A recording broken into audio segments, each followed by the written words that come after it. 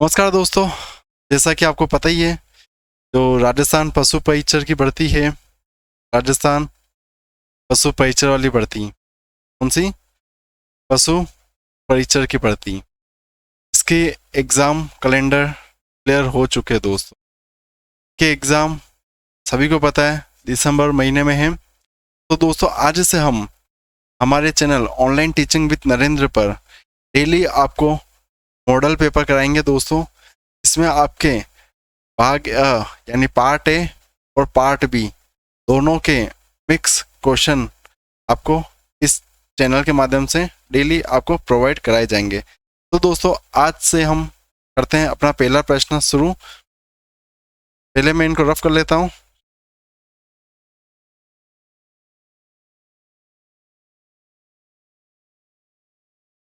Okay दोस्तों, तो शुरू करते हैं अपना पहला प्रश्न। पहला प्रश्न क्या हो जाएगा? पहला प्रश्न क्या हो जाएगा? राजस्थान राजस्थान के संत पीपा के गुरु कौन थे दोस्तों? अगर आपको इसका प्रश्न का आंसर आता है, अगर दोस्तों आपको इसका आंसर आता है तो कमेंट करके बताइए इसका सही आंसर क्या होगा दोस्तों। कमेंट करके आपको बताना है, आपकी तैयारी आपको बताना है कि आपकी तैयारी किस प्रकार की है। अगर आपको इस प्रश्न का सही आंसर पता है तो कमेंट करके बताएं कि राजस्थान के संत पीपा के गुरु कौन थे? रामानुज, रामानंद, रेदास या दादू? बताए दोस्तों क्या हो जाएगा इसका सही आंसर? सही आंसर आप बताओ दोस्तों, तब तक हम इसके बारे में एक दो प्रश्न आपको बताते हैं। संत पीपा दोस्तों, संत पीपा जिन्हें हम भक्ति आंदोलन प्रारंभ करने का श्रेय भी देते हैं। भक्ति आंदोलन प्रारंभ करने का भक्ति आंदोलन प्रारंभ करने का श्रेय भी इन्हें दिया जाता है, संत पीपा जी को दिया जाता है। एग्जाम में पूछा गया है। एक प्रश्न और पूछा गया, इंपॉर्टेंट है दोस्तों, ये इंपॉर्टेंट लगा दीजिए। इनकी गुफा कहाँ पर स्थित है? संत पीपा जी की गुफा कहाँ पर स्थित है? कहाँ पर स्थित हो जाएगी दोस्तों? टोडा रायसिंह में। कहाँ पर हो जाएगी? टोडा रायसिंह। और टोडा रायसिंह कहाँ पर है? टोडा रायसिंह है दोस्तों केकड़ी में। कहाँ पर है? टोडा रायसिंह है केकड़ी में। और ये इसमें प्रश्न में पूछा गया कि संत पीपा जी के गुरु कौन हो जाएंगे दोस्तों? इनके गुरु का नाम हो जाएगा रामानंद हो जाएगा। क्या नाम हो जाएगा? रामानंद इनके गुरु का नाम है। सही आंसर इसका निकल कर रहा है दोस्तों ऑप्शन नंबर बी, रामानंद। बढ़ते हैं अगले प्रश्न की ओर। अगला प्रश्न है, राजस्थान निर्माण के प्रथम चरण में गठित मत्स्य संघ में सम्मिलित हुए हैं दोस्त। प्रश्न क्या कह रहा है कि राजस्थान का जब निर्माण हुआ था उसमें जो प्रथम चरण है, प्रथम चरण का जिसका नाम है मत्स्य संघ, उसमें कौन कौन सी रियासतों को सम्मिलित किया गया है दोस्तों? सबसे पहले बात करें दोस्तों, जब राजस्थान का एकीकरण हुआ था, जब राजस्थान का एकीकरण हुआ था, वह एकीकरण कितने चरणों में हुआ था? वह एकीकरण हुआ था दोस्तों कितने चरणों में हुआ था? 7 चरणों में हुआ था। कितने चरणों में हुआ था? 7 चरणों में। इन 7 चरणों में जो प्रथम चरण है, जो प्रथम चरण है उसी का ही नाम क्या है? मत्स्य संघ है दोस्तों। अब आपसे पूछा है जो प्रथम चरण है मत्स्य संघ, उसमें कौन कौन सी रियासतों को सम्मिलित किया गया है दोस्तों? अगर आपको इस प्रश्न का आंसर आता है तो कमेंट करके बताइए और हम करते हैं इस प्रश्न का पूरी तरीके से पोस्टमार्टम दोस्तों। जो एकीकरण हुआ था दोस्तों, उस एकीकरण में कितने चरण हुए थे दोस्तों? 7 चरण हुए थे। 7 चरण में से जो पहला चरण है इसका नाम क्या है? मत्स्य संघ। क्या नाम है? मत्स्य संघ है दोस्तों। एग्जाम में पूछा गया है मत्स्य संघ, मत्स्य संघ की उद्घाटन कब हुआ है? यह आपसे प्रश्न पूछा गया कि मत्स्य संघ का उद्घाटन कब हुआ है? तो यह हुआ है 18 मार्च 1948 को। कब हुआ है? 18 मार्च 1948 को मत्स्य संघ का उद्घाटन हुआ है। इसी एकीकरण में कितनी रियासतें थी? रियासतें थी दोस्तों 19 रियासतें थी। रियासतें कितनी थी? 19 तो रियासतें थी। और ठिकाने, ठिकाने कितने थे? ठिकाने हो जाएंगे दोस्तों, ठिकाने हो जाएंगे 4 ठिकाने थे। इन 19 रियासतों में से और इन 4 ठिकानों में से प्रथम चरण में किन्हें सम्मिलित किया गया था? तो प्रथम चरण में सम्मिलित किया गया था ABCD। आपको ये टिक याद रखनी है। क्या याद रखोगे? ABCD। ए यानी हो जाएगा दोस्तों अलवर। ए यानी क्या हो जाएगा दोस्तों? ए यानी तो हो जाएगा अलवर। क्या हो जाएगा? ए यानी हो जाएगा अलवर। बी यानी हो जाएगा दोस्तों क्या हो जाएगा? बताओ दोस्तों। बी यानी हो जाएगा भरतपुर। बी यानी हो जाएगा भरतपुर। सी यानी हो जाएगा करौली। सी यानी हो जाएगा करौली। और डी यानी क्या हो जाएगा? धौलपुर हो जाएगा। डी यानी हो जाएगा धौलपुर। तो आपको ये याद देगा जो इसमें जो रियासतें थी, ये 4 रियासतों को सम्मिलित किया गया था, ए बी सी डी। ए का नाम है दोस्तों अलवर, बी का नाम है भरतपुर, सी का नाम करौली, डी का नाम धौलपुर। और एक ठिकाना, ठिकाना क्या हो जाएगा, ठिकाने का नाम हो जाएगा दोस्तों नीमराना ठिकाना। कौन सा ठिकाना हो जाएगा दोस्तों, नीमराना ठिकाना, जो सम्मिलित किया गया था प्रथम चरण में, इसका नाम था मत्स्य संघ। इसी मत्स्य संघ में एक प्रश्न और पूछा गया है, उद्घाटन कहाँ हुआ था दोस्तों, इसका उद्घाटन कहाँ हुआ था, किस जगह इसका उद्घाटन हुआ था, बताए दोस्तों इसका उद्घाटन कहाँ पर हुआ था। और एक प्रश्न पूछा गया, इसकी राजधानी, मत्स्य संघ की राजधानी क्या रखी गई, मत्स्य संघ की राजधानी रखी गई थी दोस्तों अलवर को रखा गया था। क्या रखा गया था, अलवर को रखा गया था। और इसका जो उद्घाटन करता है, उद्घाटनकर्ता का नाम क्या हो जाएगा दोस्तों, इसके उद्घाटनकर्ता का नाम हो जाएगा, क्या हो जाएगा दोस्तों, एन वी गौडगिल। क्या हो जाएगा, नर विष्णु हरि गौडगिल हो जाएगा दोस्तों। राजधानी आपको बता दी है दोस्तों अलवर, उद्घाटनकर्ता गौडगिल। और इनके पीएम जो प्रधानमंत्री बनाए गए थे, प्रधानमंत्री को इन्हें बनाए गए थे, शोभाराम कुमावत को बनाया गया था दोस्तों, शोभाराम जी को बनाया गया था प्रथम चरण, जिनका नाम था मत्स्य संघ के प्रधानमंत्री। अब करते हैं दोस्तों इसका सही आंसर, मत्स्य संघ में सम्मिलित हुए कौन कौन से रियासत है। तो पहली रियासत हो जाएगी दोस्तों अलवर, भरतपुर, धौलपुर और करौली। साथ ही में एक ठिकाना सम्मिलित हुआ था जिसका नाम है नीमराना। तो बी ऑप्शन इसका बिल्कुल सही आंसर हो जाएगा दोस्तों, बी ऑप्शन इसका सही आंसर हो जाएगा। अगला प्रश्न है, दूध में किस तत्व की कमी होती है। आपको बताना है कि दूध में किस तत्व की कमी होती है।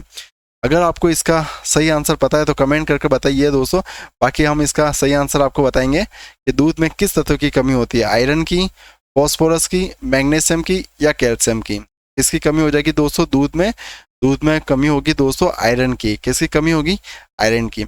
अगला प्रश्न है, हाथों द्वारा दूध दोहने की सर्वोत्तम विधि कौन सी है दोस्तों। जो हाथों द्वारा जब अपन दूध का दोहन करते हैं उसके लिए कौन सी विधि सर्व उपयुक्त है, सर्वोत्तम विधि किसे माना गया है।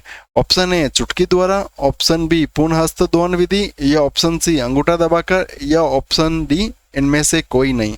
तो दोस्तों कौन सी विधि हो जाएगी, तो इसका सही आंसर हो जाएगा दोस्तों पूर्ण हस्त दोहन विधि। ऑप्शन नंबर बी इसका बिल्कुल सही आंसर हो जाएगा दोस्तों, ऑप्शन नंबर बी। जिन लोगों का ऑप्शन नंबर बी आंसर आ रहा है वो बिल्कुल सही होगा दोस्तों। अगला प्रश्न है अपना, एक निश्चित साधारण ब्याज। दोस्तों प्रश्न में पूछा है कौन सा साधारण ब्याज पूछा गया, सिंपल इंटरेस्ट। साधारण ब्याज की किस दर से 6 वर्षों में द्विगुनी हो जाती है और कितने वर्षों में 5 गुना हो जाएगा। प्रश्न आपसे पूछा है दोस्तों कि कोई धन साधारण ब्याज की किस दर से 6 वर्ष में तो तिगुना हो जाएगा और वही धन कितने वर्ष में 5 गुना हो जाएगा। दोस्तों ऐसे प्रश्नों को अपने IQ लेवल से सोल्व किया जाता है। इन प्रश्नों में फॉर्मूला लगाने की आपको कतई जरूरत नहीं है दोस्तों। ऐसे सवालों को फॉर्मूला बेस नहीं करना चाहिए दोस्तों। अगर आप जितनी प्रैक्टिस करेंगे इन सवालों की तो आपका IQ लेवल उतना ही अच्छा होगा दोस्तों। करते हैं हम इस सवाल का सॉल्यूशन। अगर जिसको इस प्रश्न का आंसर आता है तो कमेंट करके बताइए दोस्तों, और बाकी जिन्हें नहीं आता है तो हमारे साथ करें। जैसे कि दोस्तों प्रश्न में पूछा गया है साधारण ब्याज, आपसे पूछा है कि साधारण ब्याज की किस दर से 6 वर्ष में कोई धन तिगुना हो जाता है दोस्तों। समय आपको दे रखा है, कितना दे रखा है, समय आपको दे रखा है 6 वर्ष। समय कितना दे रखा है दोस्तों, 6 वर्ष। ब्याज आपको पता नहीं कितना ब्याज है दोस्तों। धन आपको पता नहीं कि वह राशि कितनी है यानी मूलधन, वह राशि कितनी है यानी वह राशि अपन मान लेते हैं दोस्तों मूलधन भी आपको पता नहीं दोस्तों। तो ऐसे सवालों को हम करने के लिए हमें क्या मानना पड़ेगा, मूलधन को हमें मानना पड़ेगा दोस्तों 100। क्या मानना पड़ेगा, मूलधन को हमें मानना पड़ेगा 100, या फिर आप x भी मान सकते हैं, लेकिन हमें हमेशा 100 ही मानना चाहिए दोस्तों। अब करते हैं, आपको पता है कि कोई मूलधन है दोस्तों, मूलधन कितना दे रखा है, मूलधन दे रखा है 100 रुपये मूलधन दे रखा है। प्रश्न में पूछा कि 6 वर्षों में वह कितना हो जाता है, 6 वर्षों में हो जाता है वह 3 गुना। 6 वर्ष में कितना हो जाता है, वह 6 वर्ष में होता है कितने, 3 गुना हो जाता है। 6 वर्ष में वह 3 गुना हो जाता है। तो यहाँ से आपको एक एरो लगाना है और इस जगह करना है समय हो जाएगा 6 वर्ष। समय हो जाएगा 6 वर्ष, और कितना हो रहा है ये 3 गुना, इस जगह करना है ये 3 गुना, ये 3 गुना इस जगह नोट करना। अब जब ये 6 वर्ष में कितना हो रहा है 3 गुना हो रहा है, तो हमें ब्याज कितना मिल रहा है, ब्याज मिल रहा है 200 रुपये। ये होगा हमारा ब्याज, ये क्या होगा हमारा ब्याज। देखो 6 वर्ष में 300 रुपये हो रहा है, ब्याज कितना मिल रहा है 200 रुपये, यानी 100 रुपये से कोई धन 300 रुपये हो रहा है, तो ये जो 200 रुपये का प्रॉफिट हो रहा है यही हमारा क्या है, ब्याज है। अब आगे प्रश्न पूछा है कितने वर्षों में वह 5 गुना हो जाएगा दोस्तों। तो जब हमें 6 वर्ष में हमें 300 रुपये हो रहा है, 200 का ब्याज मिल रहा है, तो हम अगेन इसमें 200 रुपये ऐड करेंगे। क्या करेंगे, ऐड करेंगे, ताकि वह धन कितना हो जाए 500 रुपये हो जाए। और प्रश्न में हमसे यही पूछा है कि कोई धन कितने वर्षों में 5 गुना हो जाएगा दोस्तों। तो यह जो 100 रुपये का धन है यह कितने वर्षों में 500 रुपये हो जाएगा, 6 साल, तो ये प्लस 6 साल, ये इस जगह भी 6 साल लगेगा, क्योंकि 6 वर्ष में जब हमें 200 रुपये का ब्याज मिल रहा है तभी यहाँ पर 6 वर्ष में 200 का ब्याज मिलेगा। तो 6 + 6, तो कितने वर्ष में, 12 वर्ष में, कितने वर्ष में, 12 वर्ष में हमें कोई धन 5 गुना हो जाएगा दोस्तों। ऐसे सवालों को इसी प्रकार से सोल्व करना चाहिए दोस्तों, क्योंकि फॉर्मूले हम अधिकतर एग्जाम में भूल जाते हैं। अगला प्रश्न क्या हो जाएगा, अगला प्रश्न है राजस्थान में कॉन्क्रेज कौन सी नस्ल है, कॉन्क्रेज नस्ल का प्रमुख केंद्र है, अजमेर, जालोर, श्री गंगानगर या झालावाड़। आपको बताना है इसका सही आंसर, इसका सही आंसर क्या होगा। अगर आपको दोस्तों, अगर आपको इसका सही आंसर पता है तो कमेंट करके बताइए।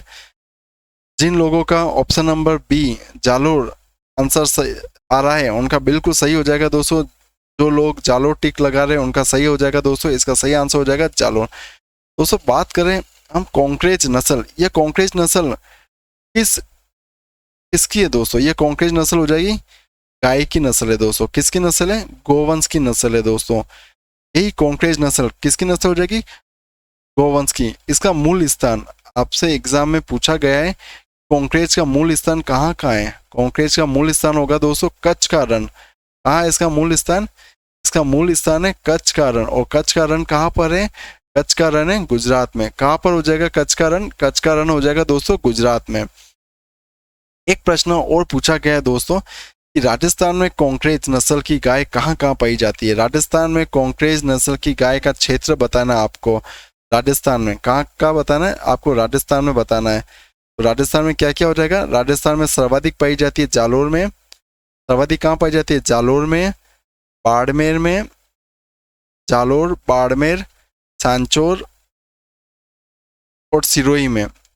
सर्वाधिक पाई जाती है जालोर, फिर बाड़मेर में, फिर सांचौर और सिरोही में पाई जाती है दोस्तों। इसी कॉन्क्रेज नस्ल को, यानी जो गाय की नस्ल है, इसको याद कराने के लिए मैं आपको एक शॉर्ट ट्रिक बताता हूँ दोस्तों। याद कराने के लिए मैं आपको क्या बता, एक शॉर्ट ट्रिक बता रहा हूँ, आप शॉर्ट ट्रिक नोट करना।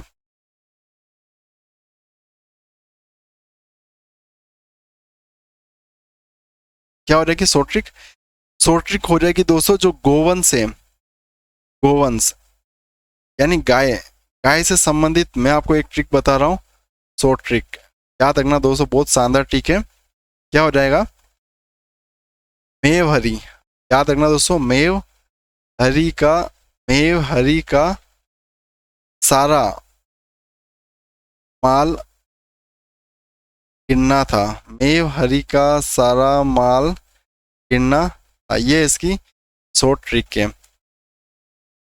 कहीं चेंज कर लेता हूं मैं। ओके, तो जैसे दोस्तों मेव है, मेव हरी का सारा माल गिनना था, मेव से हो जाएगा दोस्तों मेवाती। क्या हो जाएगा दोस्त, मेवाती। मेव से हो जाएगा मेवाती। ह से क्या हो जाएगा, हरियाणवी। ह से हो जाएगा हरियाणवी। का से, अभी प्रश्न में यही पूछा था, कहाँ से हो जाएगा कांक्रेज, कांक्रेज नस्ल हो जाएगी। प्रश्न में यही पूछा था आपसे, कांक्रेज नस्ल। सा से हो जाएगा सांचोरी। सा से क्या हो जाएगा सांचोरी। रा से क्या हो जाएगा दोस्तों राठी। रा से हो जाएगा राठी। मा से क्या हो जाएगा मालवी। मा से हो जाएगा मालवी। गिर से हो जाएगा गिर नस्ल। गिर से हो जाएगा गिर। और ये जो ना है दोस्तों, ना से क्या हो जाएगा नागौरी। नागौरी। लास्ट अपना बचता जो थ है, थ से हो जाएगा थार पारकर। क्या हो जाएगा? थ से हो जाएगा थार पारकर। इस प्रकार से दोस्तों अगर आप गाय की नस्ल याद की है तो कभी भी एग्जाम में आपका ये प्रश्न कभी भी गलत नहीं होगा दोस्तों। बहुत शानदार ट्रिक है। अगला प्रश्न, अगला प्रश्न क्या है? राजस्थान, चेंज कर लेता हूं। राजस्थान के सभी जिलों में जिला उद्योग केंद्र की स्थापना किस पंचवर्षीय योजना में की गई है दोस्तों? 2018 में यही प्रश्न पूछा गया था दोस्तों कि जो 2018 एलडीसी एग्जाम हुआ था उसमें प्रश्न पूछा गया था कि जिला उद्योग केंद्र की कितने जिला उद्योग केंद्र है, राजस्थान में कितने जिला उद्योग केंद्र है, यह प्रश्न पूछा था 2018 के एलडीसी एग्जाम में। अभी हमारे सामने प्रश्न पूछा गया है कि राजस्थान के सभी जिलों में जिला उद्योग केंद्र की स्थापना किस पंचवर्षीय योजना में की गई है दोस्तों? एडवांस प्रश्न है, किस पंचवर्षीय योजना में की गई है? द्वितीय पंचवर्षीय योजना, तृतीय पंचवर्षीय योजना, पांचवी पंचवर्षीय योजना या सातवीं पंचवर्षीय योजना? कौन सी पंचवर्षीय योजना में की गई है? तो ऑप्शन नंबर सी, जिन लोगों का ऑप्शन नंबर सी पांचवी पंचवर्षीय योजना आ रहा है उनका बिल्कुल सही हो जाएगा दोस्तों। ऑप्शन नंबर सी पांचवी पंचवर्षीय योजना। बात करें दोस्तों जिला उद्योग केंद्र, तो राजस्थान में कितने जिला उद्योग केंद्र है? अगर आपको आता है तो कमेंट करके बताइए कि राजस्थान में कितने जिला उद्योग केंद्र हैं। तो राजस्थान में 36 जिला उद्योग केंद्र है। वही बात करें हम उपकेंद्र की, हम बात करें उपकेंद्र की तो कितने उपकेंद्र हो जाएंगे? 8 उपकेंद्र हो जाएंगे। तो इस प्रश्न का सही आंसर हो जाएगा ऑप्शन नंबर सी पांचवी पंचवर्षीय योजना। अगला प्रश्न क्या है? बकरी में मध्य चक्र की अवधि कितनी होती है दोस्तों? बकरी में मध्य चक्र की अवधि कितनी होती है दोस्तों? क्या होता है? इसी मध्य चक्र को हम क्या कहते हैं? एस्ट्रस, एस्ट्रस साइकिल भी कहते हैं। एस्ट्रस साइकिल, एस्ट्रस साइकिल भी कहते हैं दोस्तों। एस्ट्रस चक्र की अवधि कितनी होती है बकरी में? 20 दिन की, 15 से 21 दिन, 21 दिन या 6 से 7 माह? कमेंट करके बताया दोस्तों जिन लोगों को इसका आंसर आता है। तो बकरी में मध्य चक्र की अवधि कितनी होती है? कमेंट करके बताएं। तब तक आप बताएं दोस्तों, हम बताते हैं गाय। तब तक हम बात करते हैं कि गाय में और भैंस में कितनी मध्य चक्र की अवधि होती है। अगर इसका भी आपको आंसर पता है तो कमेंट करके बताएं कि गाय और भैंस में कितनी मध्य चक्र की अवधि होती है। और साथ में घोड़ा, घोड़ी, घोड़ी और सुअर, फीमेल सुअर, इनकी मध्य चक्र की अवधि कितनी होती है? कमेंट करके बताया दोस्तों। जैसा कि दोस्तों बकरी में होती है 20 दिन की होती है। कितने दिन की होती है बकरी में? बकरी में होती है 20 दिन की। वही गाय में होती है 21 दिन की। मध्य चक्र की अवधि कितनी होती है? 21 दिन की। और वही घोड़ा और सुअर, फीमेल, फीमेल घोड़ा और सुअर में कितने दिन की होती है? 21 दिन की होती है। इसका सही आंसर हो जाएगा ऑप्शन नंबर ए। जिन लोगों का ऑप्शन नंबर ए आ रहा है 20 दिन, उनका बिल्कुल सही हो जाएगा दोस्तों। अगला प्रश्न, एक विद्यार्थी ने एक संख्या को 2/3 से गुणा करने की बजाय 2/3 से विभाजित कर दिया है, तो गणना में कितने प्रतिशत की त्रुटि है दोस्तों? जैसा कि दोस्तों आपको पता ही है कि मान लेते कोई संख्या है, मान लेते कोई संख्या वो x है, हमें करना है उस संख्या को 2/3 से गुणा करना था, लेकिन हमने क्या कर दिया? उसी संख्या को 2/3 से हमने भाग कर दिया। अब जो इनका जो डिफरेंस आ रहा है, इन दोनों का जो डिफरेंस आ रहा है, इन डिफरेंस में कितने प्रतिशत की एरर है, ये इस प्रश्न में हमें क्या करना है? फाइंड करना है। इस प्रश्न में हमें करना है फाइंड। तो करते हैं दोस्तों। जैसा कि मैंने आपको पहले भी बता रखा है कि जब भी प्रश्न को करें तो हमें x नहीं मानना है दोस्तों, हमें क्या मानना है? 100 मानना है। x की वैल्यू हमें क्या माननी है? हमेशा x की वैल्यू हमेशा 100 माननी है, क्योंकि 100 मानने से क्या होता है दोस्तों, जो भी हम कैलकुलेशन करते हैं, कैलकुलेशन काफ़ी इजी हो जाती है, हमारी कैलकुलेशन काफ़ी इजी हो जाती है। जैसा कि दोस्तों प्रश्न पूछा, एक विद्यार्थी है, उसने एक संख्या को 2/3 से गुणा करने की बजाय 2/3 से डिवाइड कर दिया। तो जैसे अपन करते हैं ये 100 को जब हम 2/3 से हम जब मल्टीप्लिकेशन कर रहे हैं, गुणा कर रहे हैं, तो जब ये 3 से हम जब 100 को काटते हैं तो दोस्तों कितना आएगा? 33.33 आएगा। कितना आएगा? 33.33। और जब हम इससे 2 से गुणा करेंगे तो ये कितना आएगा? पॉइंट में आएगा दोस्तों, 66.66% आएगा। तो इसीलिए हम यहाँ पर ये जो 100 है ना, इस 100 को हम क्या मानेंगे? इस 100 की हम वैल्यू हम 300 कर लेते हैं दोस्तों, ताकि कैलकुलेशन करने में थोड़ा इजी रहे, कैलकुलेशन करने में थोड़ी आसानी रहे दोस्तों। तो हम 100 की जगह क्या कर रहे हैं?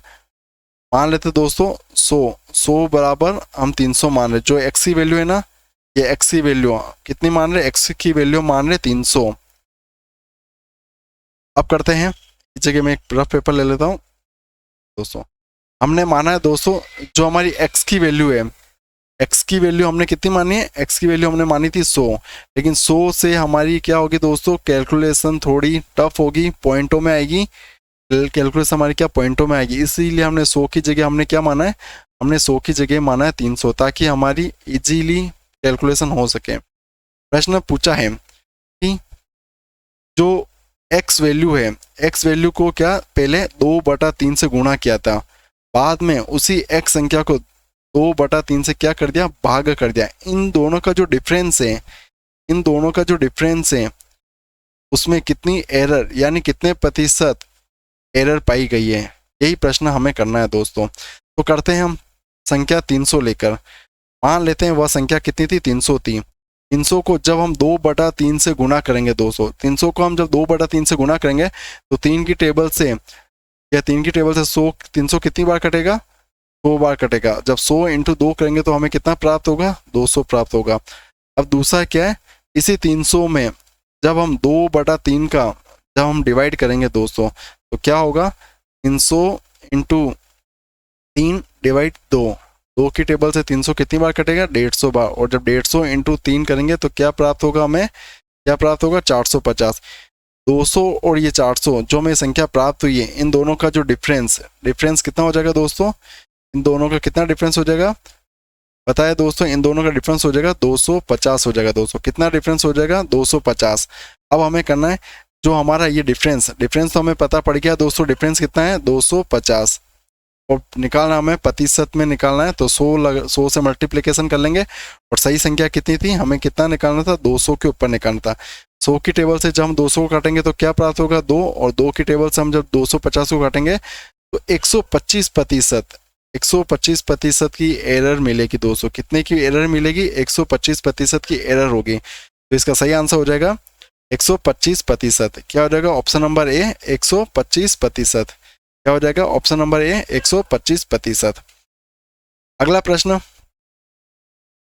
हाड़ौती प्रदेश की मिट्टी का प्रधान प्रकार है, जो हाड़ौती प्रदेश है उसमें कौन सी मिट्टी का प्रधान है दोस्तों। सबसे पहले बात करें दोस्तों, हाड़ौती प्रदेश होता क्या है दोस्तों, ये हाड़ौती प्रदेश कौन सा है। बात करें दोस्तों, जो हमारा राजस्थान है, राजस्थान का जो दक्षिण पूर्वी क्षेत्र है, राजस्थान का जो दक्षिण पूर्वी क्षेत्र है उसी में ये हाड़ौती प्रदेश है दोस्तों, जिसमें हमें राजस्थान के कितने 4 जिले हैं दोस्तों। कौन कौन से जिले, कोटा, बूंदी, बारा और झालावाड़। कोटा, बूंदी, बारा और झालावाड़ जिले, ये 4 जिले हमारे हाड़ौती प्रदेश के जिले दोस्तों। कौन से जिले, यही 4 जिले जो हमारे हाड़ौती प्रदेश में आते हैं। हाड़ौती प्रदेश की बात करें दोस्तों, तो कौन कौन सी जगह यह मिट्टी पाई जाती है। अगर आपको इसका आंसर पता है तो कमेंट करके बताइए कि वर्टिसोल मिट्टी होगी, एल्फीसोल मिट्टी होगी, इंसेप्टिसोल होगी या एंटीसोल होगी दोस्तों। कमेंट करके बताना दोस्तों, ताकि हम इसका प्रश्न का और अच्छी तरीके से एनालाइज करें। आप इसका कमेंट करके बताएं। तो इसका देखो, बात करें दोस्तों, सबसे पहले ये मिट्टी कहाँ पाई जाती है, हाड़ौती प्रदेश में तो पाई जाती है। इसके लिए हमें जलवायु कैसी होनी चाहिए, जो हाड़ौती प्रदेश में जो मिट्टी पाई जाती है उसके लिए कैसी जलवायु होती है, जलवायु होती है आर्द्र। कैसी जलवायु होती है, आर्द्र और अति आर्द्र जलवायु पाई जाती है। आर्द्र और अति आर्द्र जलवायु होती है। कैसी जलवायु होती है, आर्द्र और अति आर्द्र जलवायु। वर्षा कितनी होती है, वर्षा होती है 80 से 100 सेंटीमीटर वर्षा होती है दोस्तों। कितनी, 80 से 100 सेंटीमीटर। मैंने जिले आपको बता दिए दोस्तों, जिले कोटा, बूंदी, बारा, झालावाड़। साथ ही में जयपुर में भी पाई जाती है। जयपुर, सवाई माधोपुर और डूंगरपुर और बांसवाड़ा में भी ये मिट्टी देखने को मिलती है। ये भी नोट कर लेना जिले दोस्तों कि मेन इसका सर्वाधिक कहाँ देखने को मिलता है। ये सर्वाधिक अपन को हाड़ौती प्रदेश में देखने को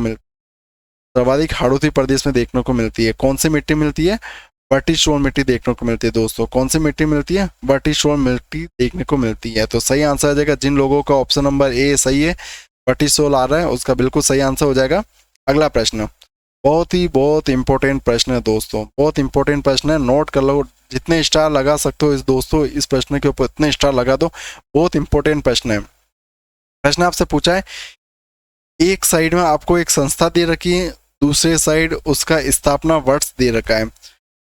पहला राजस्थान वित्त निगम, राजस्थान वित्त निगम की स्थापना कब हुई थी? दूसरा हो जाएगा दोस्तों राजस्थान राज्य औद्योगिकी विकास एवं निवेश निगम, ये हो जाएगा हमारा रिक्को। क्या हो जाएगा दोस्तों? ये हो जाएगा रिक्को। तीसरा है राजस्थान राज्य पथ परिवहन निगम, ये हो जाएगा दोस्तों हमारा कौन सा? RSRTC, RSRTC रोडवेज वाला, राजस्थान राज्य पथ परिवहन निगम, ये हमारे काजरी है दोस्तों, काजरी। बात करें दोस्तों इसका ऑप्शन के माध्यम से भी कर सकते हैं, और जिन लोगों को इसका आंसर पता है वैसे ही मैं कमेंट करके बता दीजिए तो सही होगा दोस्तों। जो वित्त निगम है, वित्त निगम की स्थापना हुई थी दोस्तों 1955 में। पहले का हो जाएगा दोस्तों, क्या हो जाएगा? पहले का हो जाएगा दोस्तों चौथा, ये हो जाएगा दोस्तों फर्स्ट इसका दोस्तों एक ही है, बाकी तो इसमें पहले का है ही नहीं दोस्तों, तो ये तो हो जाएगा गलत, ये भी गलत हो जाएगा दोस्तों। ये पहले जिसको एक भी पता होगा पहले का, उसका बिल्कुल आंसर सही हो जाएगा दोस्तों। रिक्को है, रिक्को का 1980 में हुआ था, 1980। दूसरे का तीसरा राजस्थान पथ परिवहन निगम 1964, और जो काजरी है वो 1959। ऑप्शन नंबर बी बिल्कुल सही है दोस्तों। क्या हो जाएगा? इन प्रश्नों को दोस्तों चारों में से अगर आपको एक भी पता होता तो भी आपका इसका आंसर सही हो सकता है दोस्त। अगला प्रश्न, राजस्थान में सीताबाड़ी का मेला किस जिले में आयोजित होता है दोस्तों? राजस्थान में सीताबाड़ी का मेला किस जिले में आयोजित होता है? उदयपुर में, बीकानेर में, बूंदी में या बारां में दोस्तों? दोस्तों कमेंट करके आपको ये भी बताना है कि हमारे द्वारा लाई गई सीरीज आपको कैसी लगी दोस्तों। अगर आपको अच्छी लगे तो इस वीडियो को लाइक शेयर करें दोस्तों, लाइक और शेयर करना ना भूले दोस्तों। आपको बताना है दोस्तों इस प्रश्न का आंसर कि जो सीताबाड़ी का मेला है किस जिले में आयोजित होता है दोस्तों। तो इसका सही आंसर निकल कर आ रहा है दोस्तों ऑप्शन नंबर डी, बारां में। बारां में आपसे तहसील पूछे दोस्तों तो कौन सी तहसील हो जाएगी? केलवाड़ा तहसील हो जाएगी दोस्तों। कौन सी तहसील हो जाएगी? केलवाड़ा तहसील हो जाएगी दोस्तों। काफी बार एग्जाम में पूछा गया है कि सीताबाड़ी का मेला कौन से महीने में पड़ता है दोस्तों? तो ये पड़ता है ज्येष्ठ अमावस्या में पड़ता है दोस्तों। कब पड़ता है? ज्येष्ठ अमावस्या में, ज्येष्ठ अमावस्या में यह मेला पड़ता है। और कौन सी जनजाति में, कौन सी जनजाति का कुंभ माना जाता है? एग्जाम में काफी बार पूछा गया है कौन सी जनजाति में सेहरिया जनजाति का जो मेला पड़ता है और कौन सी जनजाति का कुंभ माना जाता है? तो सेहरिया जनजाति का। कौन सी जनजाति का दोस्तों? सेहरिया जनजाति का कुंभ माना जाता है। तो इसका सही आंसर हो जाएगा ऑप्शन नंबर डी, 12। अगला प्रश्न, जवई बांध, जवई बांध योजना से सिंचित जिले हैं, कमेंट करके बताएं। जवई बांध योजना से सिंचित जिले कौन से हैं?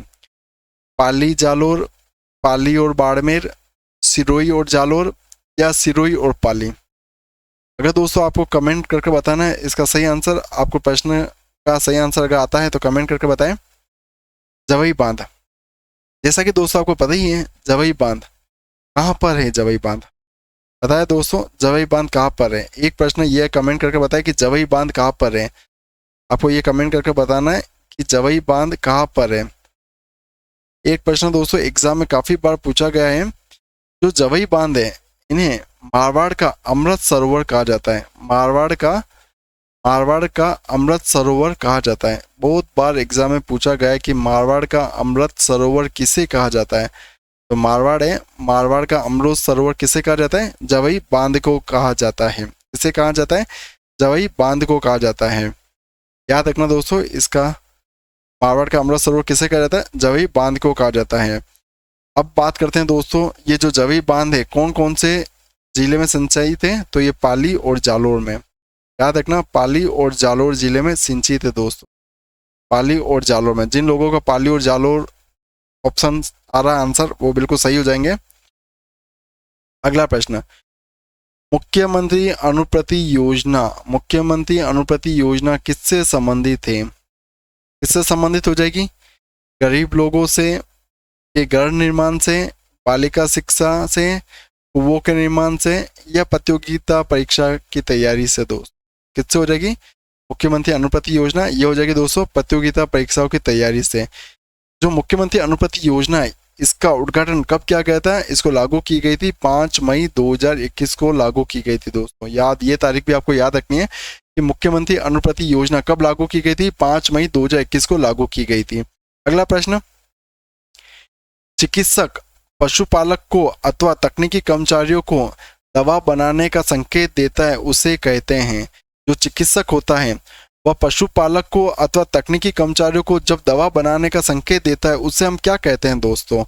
सुपरस्क्रिप्शन, इनक्रिप्शन, सब्सक्रिप्शन या सिग्नेचर, क्या कहते हैं? कमेंट करके बताएं क्या कहते हैं। तो इसका सही आंसर हो जाएगा दोस्तों ऑप्शन नंबर सी, सब्सक्रिप्शन। क्या हो जाएगा? सब्सक्रिप्शन कहते हैं। अगला प्रश्न, वह दवा जो फीवर को कम करती है उसे कहते हैं। वह दवा जो फीवर को कम करती है उसे कहते हैं। क्या हो जाएगा इसका सही आंसर? सही आंसर हो जाएगा दोस्तों एंटीपायरेटिक हो जाएगा दोस्तों। ऑप्शन नंबर बी इसका सही हो जाएगा एंटीपायरेटिक। गरीब का सीमेंट कहा जाता है। अगला प्रश्न है, गरीब का सीमेंट कहा जाता है गोबर को, मिट्टी को या पहला दूसरा दोनों सही है या इनमें से कोई नहीं दोस्तों? तो गरीब का सीमेंट किसे कहा जाता है दोस्तों? गरीब का सीमेंट गोबर को कहा जाता है। अगला प्रश्न है, राजस्थान में जो तारापात की ओढ़नी है इसका प्रचलन पहनावा कहाँ पर प्रसिद्ध है दोस्तों? बहुत बार एग्जाम में पूछा गया है दोस्तों, डबल स्टार लगा दो, इंपॉर्टेंट प्रश्न है। बहुत बार पूछा गया है कि राजस्थान में जो तारापात की ओढ़नी है इसका जो पहनावा कहाँ पर अधिक है, कौन सी महिला पहनती है दोस्तों? दलित महिलाएं, जाट महिलाएं, आदिवासी महिलाएं या गुज्जर महिलाएं? तो कौन सी महिला पहनती है दोस्तों तारापात की ओढ़नी? आदिवासी महिलाएं पहनती है दोस्तों। कौन सी महिला? ये तारापात की ओढ़नी कह दो या केरी बात की ओढ़नी, ताराबाद की ओढ़नी, केरी बात की ओढ़नी, आप कुछ भी कह सकते हैं दोस्तों। सही आंसर हो जाएगा ऑप्शन नंबर सी, आदिवासी महिला है। अगला प्रश्न है, राजस्थान के किस जिले में राष्ट्रीय जीवाश्म उद्यान स्थित है? जोधपुर में, जयपुर में, बाड़मेर में या जैसलमेर में? 3 सेकंड है दोस्तों आपके पास और इसका सही आंसर आपको बताना है कि राजस्थान के किस जिले में राष्ट्रीय जीवाश्म उद्यान स्थित है। सही आंसर हो जाएगा दोस्तों जैसलमेर में हो जाएगा दोस्तों। कहाँ पर हो जाएगा दोस्तों? जैसलमेर में हो जाएगा। अगला प्रश्न, अगला प्रश्न क्या है दोस्तों? मैथ्स का प्रश्न है, 2 उम्मीदवार के बीच एक चुनाव हुआ। 2 उम्मीदवार है, 2 उम्मीदवारों के बीच में क्या हुआ दोस्तों? चुनाव हुआ, जिसमें से एक उम्मीदवार जिससे डाले गए मतों का कितना मत प्राप्त हुआ? 64% मत प्राप्त हुआ। वही 252 मतों से बहुमत से वह निर्वाचित हो गया दोस्तों। 252 मतों से वह क्या हो गया दोस्तों? जीत गया। यह निर्वाचित होना यानी वह जीत गया दोस्तों। डाले गए मतों की संख्या पूछिए दोस्तों आपसे। प्रश्न हमारे साथ करें दोस्तों। जिन लोगों को इसका प्रश्न का आंसर आ रहा है वह कमेंट करके बताएं, और जो लोग इस प्रश्न को नहीं कर पा रहे तो वो हमारे साथ में इसका सॉल्यूशन करें दोस्तों। जैसे मानते हैं दोस्तों, जब चुनाव होते हैं दोस्तों, आपको सभी को पता है चुनाव हमेशा 2 पक्ष में होते हैं दोस्तों। हमेशा चुनाव क्या होता है दोस्तों? 2 पार्टी में होते हैं, तो हमेशा 2 व्यक्ति होते हैं। क्या होता है चुनाव में? हमेशा 2 व्यक्ति होते हैं, जिसमें से जो पहला व्यक्ति है दोस्तों, पहले व्यक्ति को क्या बोला? पहले व्यक्ति को कितने मत प्राप्त हुए? पहले व्यक्ति को प्राप्त हुए 264% प्राप्त हुए। तो दूसरे व्यक्ति को कितना प्राप्त हुआ होगा? तो दूसरे व्यक्ति को प्राप्त होगा 36%, क्योंकि चुनाव होते हमेशा 100% पे होते हैं, 100% पे होते हैं। यानी पहले व्यक्ति को जब 64% मत मिले तो दूसरा व्यक्ति को कितना होगा? 36% हुए। जो ये पहला व्यक्ति है चुनाव जो जीता, निर्वाचित हुआ, वह कितने मतों से जीता दोस्तों? 252 मतों से जीता। कितने मतों से जीता दोस्तों? 252 मतों से जीता है। तो जब हम 64% में से हम 36% को लेस करेंगे, क्योंकि इन दोनों का जो डिफरेंस है, इन दोनों का जो अंतर है वही 252 है। इन दोनों का जो अंतर है वही 252 है। परसेंट में हम दोनों का अंतर निकालेंगे तो दोस्तों कितना अंतर हो जाएगा? कितना अंतर हो जाएगा दोस्तों? इन परसेंट में अंतर निकालेंगे तो 28% इन दोनों का अंतर हो जाएगा। और जो 28% है, जो 28% है, यही 28% कितना है? 252 है। ऊपर लिख लेता हूँ मैं, जो 28% है यही 252/28% इंटू 100, क्योंकि हमें टोटल मत निकालना है और टोटल मत कितने हैं दोस्तों? 100 है। जब हम 28 की टेबल से 252 को काटेंगे तो ये कितनी बार कटेगा? ये कटेगा दोस्तों 9 बार कटेगा। कितनी बार कटेगा? 9 बार कटेगा।